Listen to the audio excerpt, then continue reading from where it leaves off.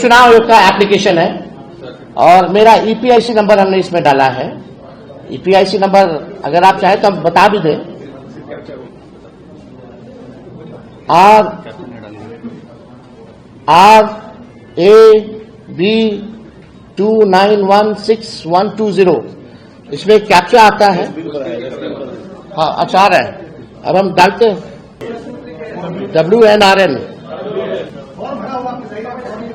हाँ, चुनाव लड़ने के लिए आपको बूथ वोटर बनना चाहिए, बिहार का वोटर होना चाहिए। अब तकरीबन जो है हर विधानसभा से 20 से 30 हजार नाम काटे गए, यानी टोटल 65 लाख के करीब, यानी 8.5% के करीब जो है वोटर्स को जो है लिस्ट से नाम काट दिया गया है। अब हमारा सवाल है, क्योंकि चुनाव आयोग जो है जब भी बात करती थी या जब भी कोई विज्ञापन देता था या प्रेस नोट भेजता था या डे टू डे अपडेट देता था, उसमें बताया जाता था इतने शिफ्ट हो गए, इतने मरने वाले हैं, इतने की दोहरी वोटर लिस्ट में नाम है, और एक जो है अनुपस्थित वाले, उनका कैटेगरी दिया जाता था। अब सवाल देखिए, अब तकरीबन 20 से 30 हजार, और ये जो हम लोगों को जो सूची जो उपलब्ध कराई गई है, ये आप समझिए ये विधानसभा वाइज सूची जो है हम लोगों को उपलब्ध कराया गया, और विधानसभा वाइज यानी हर एक विधानसभा से 20 से 25 से 30 हजार वोटर्स का नाम जो है काटा गया है, यानी तकरीबन 8.5%।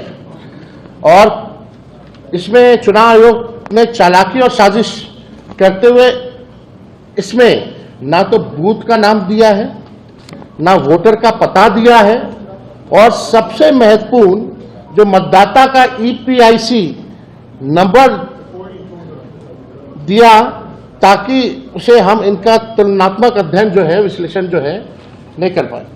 यानी चुनाव आयोग की चालाकी है, कहीं वोटर का नाम मतलब जो वोटर का पता नहीं है, बूथ का नाम नंबर नहीं है, और ईपीआईसी नंबर जो है वो नहीं है, ताकि हम जो है पता कर सके कि कौन लोग हैं जिनका नाम कटा, यानी चोर के दाढ़ी में तिनका, यानी छुपाया जा रहा है।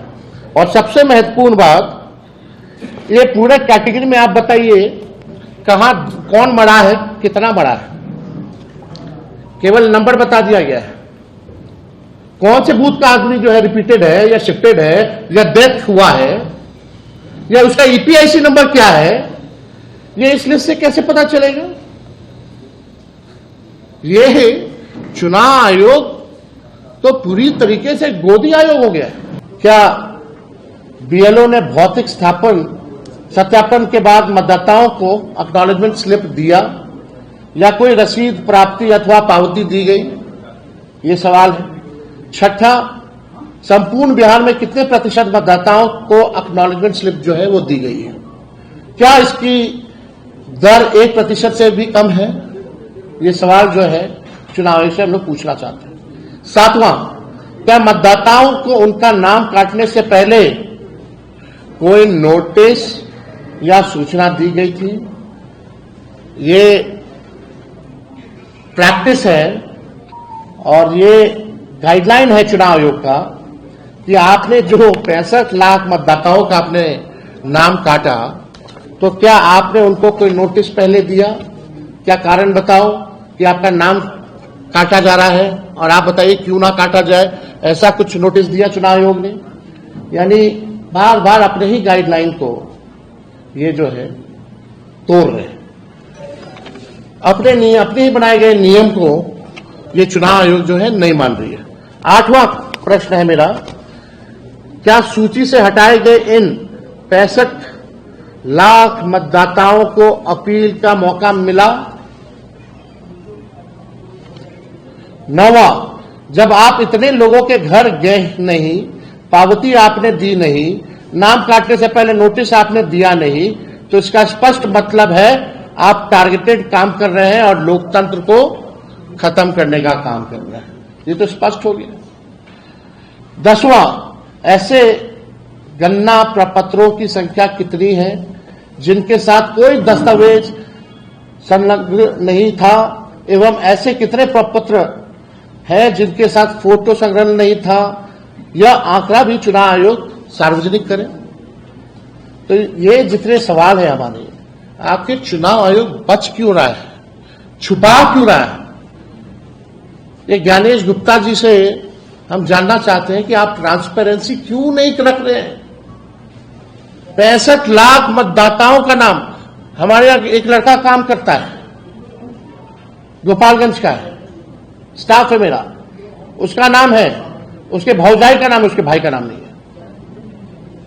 बल्कि उसको एनरोलमेंट जो सत्यापन जो करना था वो भी किया, लेकिन नाम गायब है।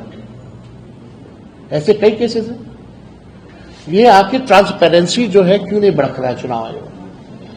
अब कुछ मांगे हैं, हालांकि चुनाव आयोग को तो सुनना नहीं है, लेकिन कुछ जायज हमारी मांगे हैं।